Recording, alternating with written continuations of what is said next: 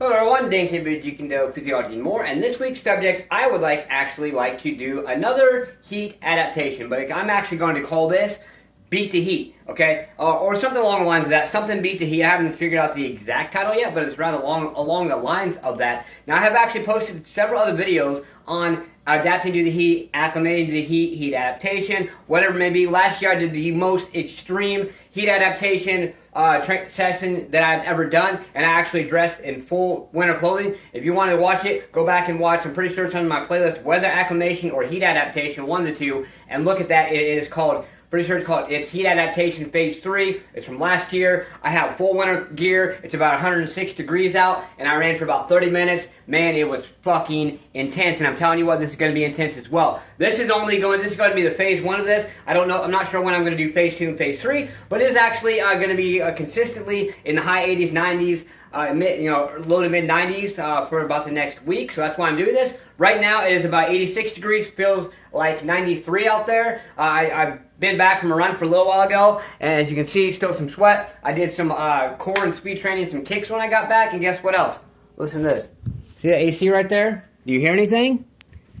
Hell no. You know why? One of the ways that I get adapted to the heat is as soon as I wake up, I turn off the AC so that I sweat profusely, get used to the heat. Then I go out and I run in the heat. I come back and finish up my core and other type training, speed training, agility, whatever it is.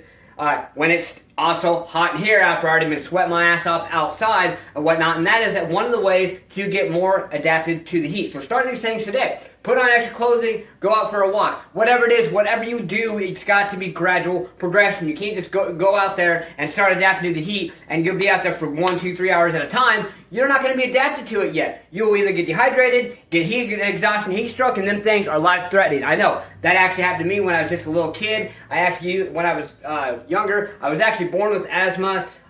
Here's a quick story for you. Unfortunately, my brother got me into smoking cigarettes when I was 5. Then I quit when I was 18 back in 99 and quit cold turkey. And thankfully, I've been away from it since then. That's when I started to turn my life around.